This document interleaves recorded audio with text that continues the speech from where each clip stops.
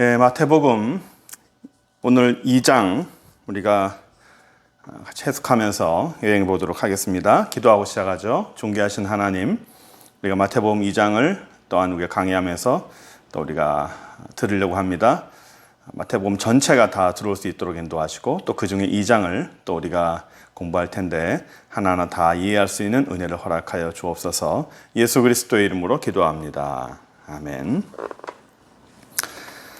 우리 마태복음 2장, 오늘 2장을 할 텐데, 우리가 1장에서 봤지만, 마태복음은 유대인에게 하는 거고, 유대인을 통해서, 예수 그리스도가 메시아라는 거, 그거를 강조하는 게 참 많죠. 그래서 마태복음 1장에 우리가 지난주에 봤듯이, 아브라함과 다윗의 자손 게보라라고 말하는 것도 예수님이 메시아이기 때문에 그 메시아라는 걸 강조하고 싶어서 아브라함의 아들이다, 또 다윗의 자손이라는 걸 얘기하는 거예요. 그것도 오늘 2장에서는 또 뭘 강조하냐면 예수님께서 베들레헴에서 탄생하셨다라는 거죠. 베들레헴에서 탄생하는 게 왜 중요하냐? 당시에 예언도 되어 있었어요. 메시아 그리스도가 베들레헴에서 탄생한다는 거. 이게 좀 우리가 보겠지만 그 주제하에 마태는 유대인들에게 예수님이 메시아다, 예수 그리스도는 그리스도라는 것을 자꾸 강조하고 싶어 해요. 요한복음은 뭐죠? 요한복음에서는 예수 그리스도는 하나님이시라는 거예요. 예수님은 곧 하나님이시다라는 그런 주제하에 그거를 사람들에게 자꾸 얘기하고 싶은 거예요. 그런 주제를 가지고, 그런 생각을 가지고 마태복음을 썼다는 것, 또 요한복음을 썼다는 것을 우리가 먼저 이해했으면 좋겠습니다. 마태복음 1장 보시면 헤롯 왕 때에 예수께서 유대 베들레헴에서 나심에라고 되어 있죠. 여기 또 베들레헴 나옵니다. 그래서 나심에 동방으로부터 박사들이 예루살렘에 이르러 말하되 유대인의 왕으로 나신 이가 어디냐? 우리가 동방에서부터 그의 별을 보고 그에게 경배하러 왔노라 라고 말하죠. 이 동방박사라고 하는 거, 우리가 주일학교 때 연극도 많이 하고 또 교회에서 우리가 흔히 알고 있는, 자주 듣는 그런 내용이 바로 동방박사에 대한 내용입니다. 이 동방박사가 뭘까요? 동방에 있는 공부 잘하는 사람들을 말할까요? 이 동방박사란 애굽에서 있는 그런 박사들, 또 이 천지를 공부하는 사람들, 마술하는 사람들, 이런 개념을 있을 수 있겠지만, 이 동방박사는 당시 페르시아에 있던 종교를 담당하는 사람입니다. 페르시아에는 이 메데와 바사라고 그러죠. 메데 민족과 바사, 즉 페르시아 민족이, 두 민족이 하나의 나라를 이루고 있었어요.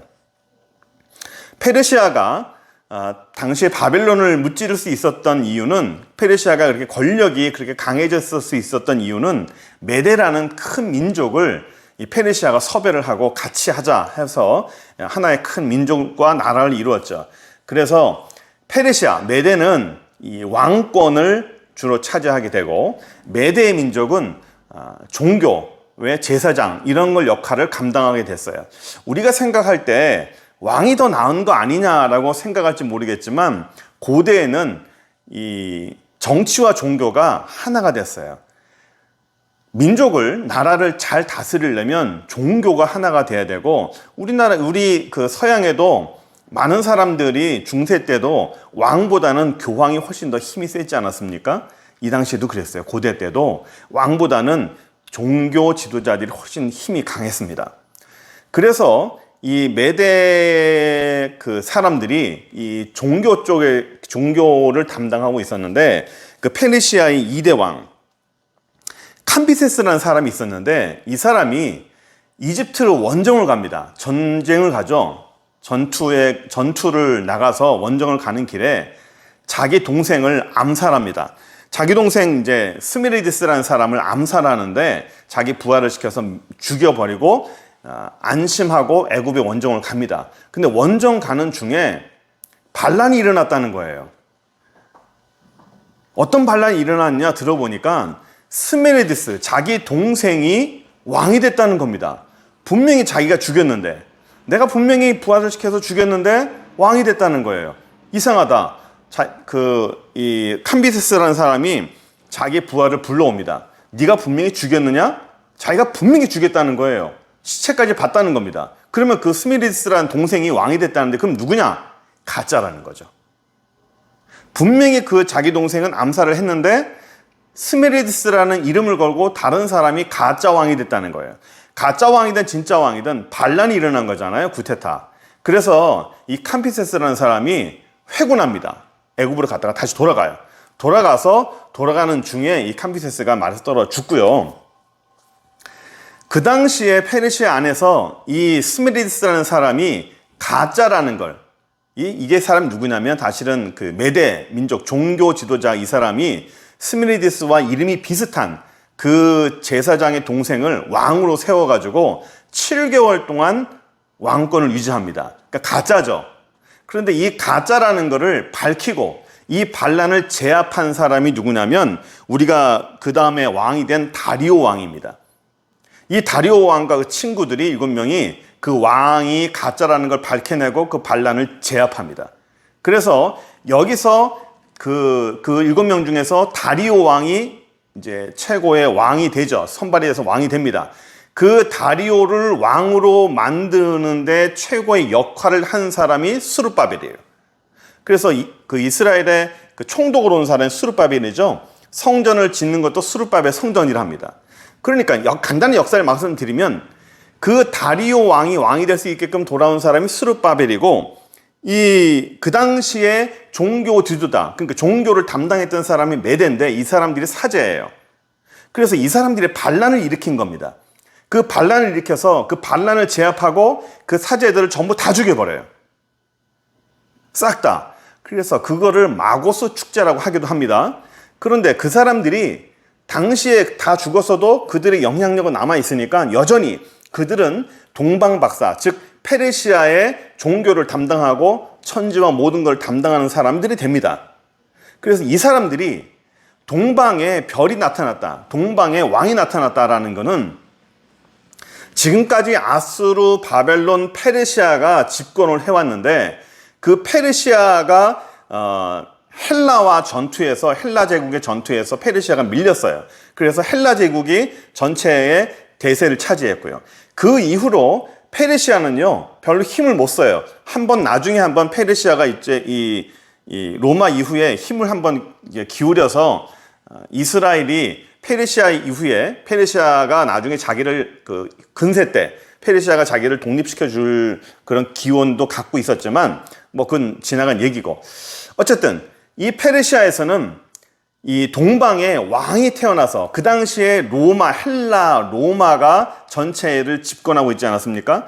그 로마 황제를 대항할 수 있는 이 동양에 한 왕이 생겨난다라고 이제 예언을 한 거죠. 그거를 기대했어요. 그 별이 동방에 왕이 태어났다는 거죠. 그래서 단지 이 왕은 이스라엘의 왕이 아니라 동방의 왕인 거예요. 서방 제국의 로마 제국을 대항할 만한 그런 왕이 태어났다는 거예요. 그래서 나중에 보시면 그 5절 보시면 4절 보시면 왕이 모든 대제사장과 백성의 서기관들을 모아 그리스도가 어디서 나겠느냐 물으니 이르되 유대 베들레헴이오니 이는 선지자로 기록됐다. 그러니까 베들레헴에서 왕이 태어난다라고 당시의 사람들도, 유대 사람들도 로마도 알았던 거예요. 그러니 당시 헤롯 대왕이죠. 헤롯 왕이 불안한 거예요. 헤롯 왕이 자기가 왕권을 가지기까지 참 힘들었거든요. 로마에 가서 막 비비고 뭐 아부하면서 어떻게든 자기가 왕이 되려고 그 전에 하스모니안 왕조였는데 하스모니안 왕조 이후에 자기가 하스모니안 왕조의 피도 섞이지 않아서 그 하스모니안 왕조의 딸과 결혼을 합니다.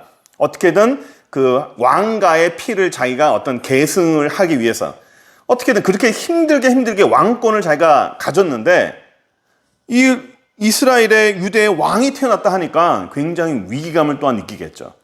그래서 이 헤롯 왕이 나중에 아들들을 다 죽이죠. 어쨌든 이렇게 동방의 박사들이란 바로 이 사람들을 말하는 겁니다. 메대의 그런 제사장들을 말하는 거죠. 이 사람들이 와서 예수님이 태어났다는 것을 이들이 축하하고 선물을 드립니다. 일단 7절 한번 볼까요?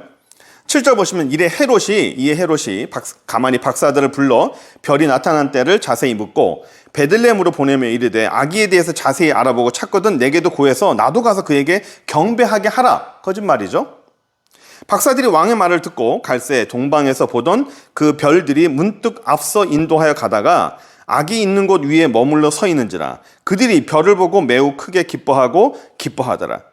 집에 들어가 아기와 그 어머니의 마리아와 있는 것을 보고 엎드려 경배하고 고배를 열어서 황금과 유향과 모략을 예물로 드렸어요. 우리가 알아야 될 게 이 동방 박사들이 예수님께 드렸던 황금 그리고 유향 그리고 몰약 세 가지 예물이 있어요. 이 세 가지 예물은 그냥 자기들이 봐서 이게 그냥 가장 귀하다라고 해서 그냥 드린 게 아니고요. 이거는 큰 의미가 있습니다. 이스라엘 사람들에게 황금과 유향과 모략이다라고 하는 것은 이건 바로 사람들이 생각에 상식적으로 아는 게 있어요. 이게 이 분향, 향단이라는 거죠. 향단. 성전 안에 금향단이라는 게 있습니다. 금향단. 향을 태워서 제사를 드리는 게 있어요. 양쪽에 뿔이 달린 그런 제단인데요. 번제단과 비슷합니다. 뿔이 4군데 달렸고요. 금으로 입혀졌어요. 금으로 입혀졌고 재료가 금입니다. 그리고 여기에 이 태워서 향기를 내는 2가지의 재료가 뭐냐면 바로 유향과 모략이에요. 이 유향과 모략은 금과 유향과 모략이다라는 것은 이스라엘 사람들에게 있어서 이거는 그 성전 안에 있는 금향단, 향단에 쓰이는 이 재료구나라는 것을 금방 알 수 있는 거예요. 이 금향단은 향을 태워서 하나님께 드리는 거거든요. 속죄제물과 같아요. 죄를 사하는 역할을 하는 그 부분이 바로 이 향단이라는 거죠. 그래서 예수님께서 우리에게 메시아로 오고 그리스도로 오고 이분은 바로 우리에게 죄를 사해 주시는 그런 역할을 하시는 분이라는 건 이미 메시지로 전달이 되는 거예요. 그래서 이 동방 박사들에게 이 12절 보시면 꿈에 헤롯에게로 돌아가지 말라 지시함을 받아서 다른 길로 돌아갔어요. 하나님이 딴 데로 보냈죠. 그러고 난 다음에 이 헤롯이 이 아기를 찾아서 죽이려고 해요. 그거를 알고 13절 보시면 그들이 떠난 후에 주의 사자가 요셉에게 현몽하여 이르되 꿈을 꾸는 거죠. 헤롯이 아기를 찾아 죽이려 하니 일어나 아기와 그의 어머니를 데리고 애굽으로 피해서 내가 너한테 이르기까지 거기 있으라 라고 했어요. 요셉에게 말씀하시는 거죠. 애굽으로 도망가라. 아기와 함께 예수님과 함께 애굽으로 피신해라. 이 애굽이라는 나라는 성경에서 참 많이 나옵니다. 마태는 구약에 있는 사건과 구약에 있는 사람들을 예수님에게 참 많이 적용합니다. 그러니까 구약의 사건이 그냥 이루어진 것이 아니라 그 사건 하나하나가 지금의 예수의 그리스도의 모든 메시아를 상징한다 해서 그 사건과 사람들을 많이 불러옵니다. 마태의 특징인데요. 애굽으로 내려간 사건들이 뭐가 있었죠? 아브라함이 있었죠. 아브라함도 흉년이 들어서 애굽으로 피신합니다. 그 다음에 누가 있었죠? 이삭도 있었습니다. 이삭도 애굽으로 피신했었죠. 그리고 이 애굽에 이스라엘 사람들이 모여서 10가지 재앙 때 어디로 피신해 있었습니까? 고센 땅에 피신해 있었죠. 하나님께서 항상 피신할 장소를 주로 애굽으로 많이 이렇게 말씀하시는 걸 볼 수 있습니다. 그래서 애굽으로 피했어요. 요셉이 헤롯이 죽기 15절 보시면 헤롯이 죽기까지 애굽에 있었습니다. 16절 보시면 이에 헤롯이 박사들에게 속았어요. 자기에게 알려달라 했는데 이 박사들이 다른 데로 돌아갔죠. 말을 안 하고는 도망간 겁니다. 이래서 헤롯 왕이요 굉장히 화가 났어요. 그래서 사람 보내서 베들레헴과 그 모든 지경 안에 있는 사내 아이를 자세히 알아본 다음에 그때를 기준으로 해서 2살 아래로 전부 다 죽여버려라 했어요. 너무 화가 난 거죠. 왕이라는 거예요. 왕. 유대의 왕. 나 외에 누가 또 왕이 생겼어? 있을 수가 없는 거죠. 그래서 2살 남자아이, 이 밑으로는 전부 다 죽여버려라. 2살 밑에 남자아이는 전부 죽여버려라. 그러면 누군지 모르지만 일단 다 죽여버리면 왕이 탄생하지 않을 거 아니냐. 미리 예상을 하고 예방주사를 맞는 거죠. 이게 그냥 단지 헤롯이 그냥 내가 이 화가 나니까 내 왕권을 위해서 그냥 죽여야겠다고 하나의 사건이 아닙니다. 이건 그냥 사건이 아니라 이 뒤에 배후가 있는 거예요. 이런 사건들이 비슷한 경우가 몇 가지가 있었어요. 모세 때가 있었죠. 모세 때 요셉을 알지 못하는 왕이 나타났었죠. 요셉 때는 힉소스 왕조였고, 우리가 지난번에 한번 했지만 힉소스 왕조 이후에, 힉소스 왕조는 셈족인데, 아시아 계통인데, 그래서 요셉을 잘 대해줬죠. 그러나 이 셈족이 지나고 나서 이 정통 아프리카 계열의 이 18왕조가 다시 정권을 잡게 됩니다. 정권을 잡으면서 이 이스라엘 사람들이 너무나 많이 사회, 정치, 경제, 사회, 문화의 모든 면에 아주 탁월하게 다 자리 잡고 있으니까 이들이 또 내부에서 반란을 일어나면 자기들이 옛날에 내부에서 반란이 일어나서 망했던 것처럼 또다시 우리도 망할 수 있다. 진작에 얘네들을 죽여버려라 해가지고 그때 투트모스라는 황제가, 그 바로가 이스라엘 사람들을 전부 죽였죠. 어떻게 죽였냐면 남자아이는 전부 죽여버려라. 태어났을 때 여자아이면 살리고 남자아이는 전부 죽여버려라. 민족 자체를 없애버리겠다는 거잖아요. 그 모세는 그 와중에 강에 띄워졌고, 그래서 하필이면 하셉수트라는 사람이 건져왔고, 하필이면 그 하셉수트라는 그 왕가의 아들이 없었고, 이 모세는 거기서 건진받아서 양자로 됐고, 뭐 역사 얘기는 더 길어지면 너무 길어지니까 나중에 한번 하고요. 어쨌든 헤롯이 예수님을 죽이려고 했던 그 시도는 그 사람의 한 사람의 시도와 그 한 사람의 욕심이 아니라는 거예요. 그 뒤에 누가 있습니까? 사단이 있는 거예요. 사단이 하나님의 나라를 망가뜨리려고 하는, 예수 그리스도의 그 모든 행위와 예수님의 구원 사역을 망가뜨리려고 하는 사단의 계획이 있는 거예요.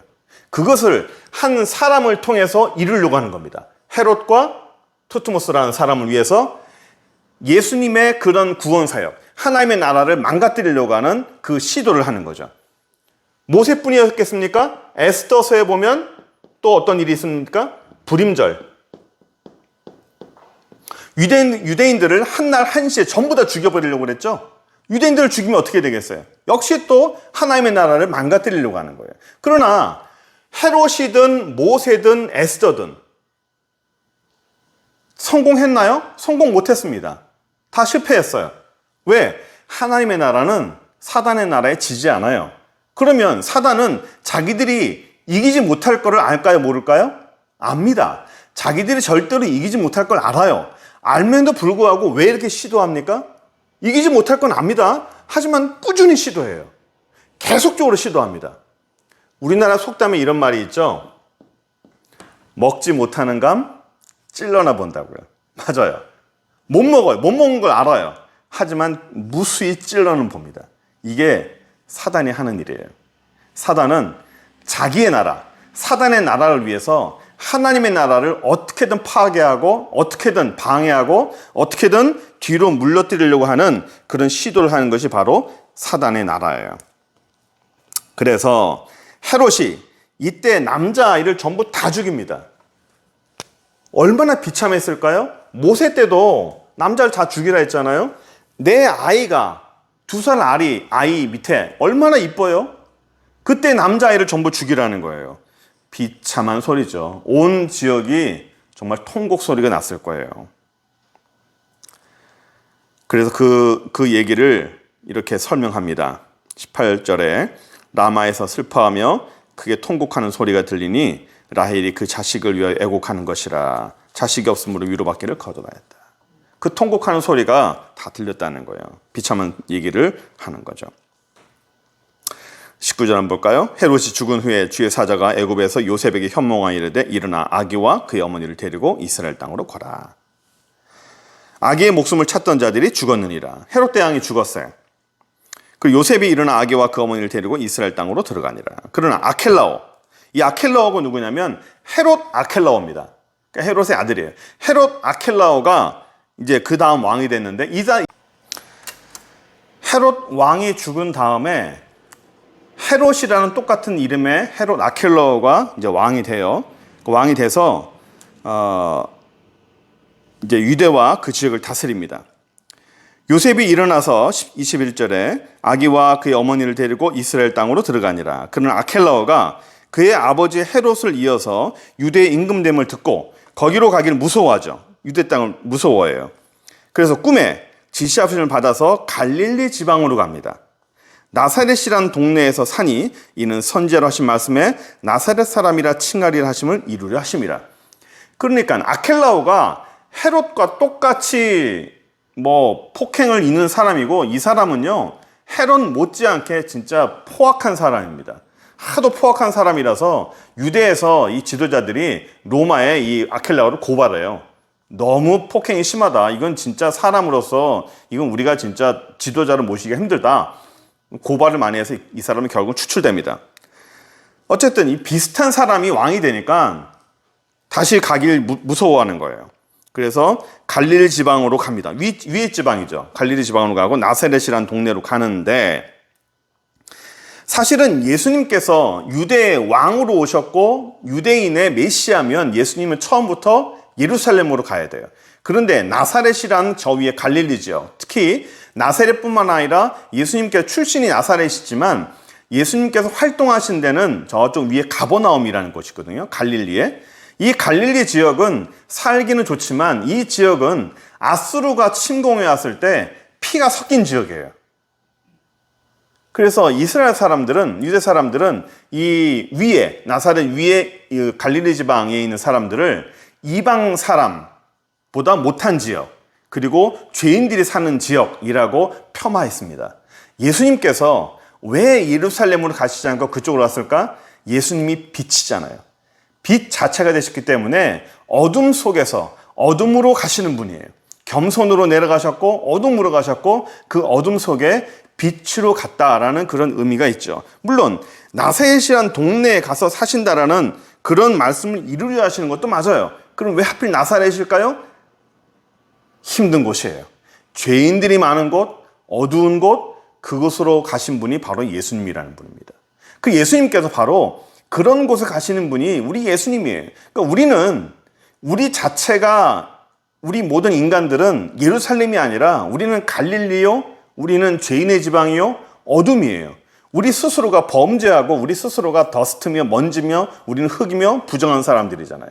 그 부정한 우리에게 예수님이 오셔서 우리를 정결하게 해주시고 우리를 아들 삼아 주신 거잖아요. 예수 그리스도를 믿을 때 네가 예수 그리스도를 믿어라. 네가 죄인이고 예수님을 주인으로 모시면 너의 죄는 용서받는다. 우리가 영접할 때 그렇게 하잖아요. 그 예수님을 나의 주인으로 믿으면 우리는 뭐가 되죠? 신분이 종이 되는 거예요.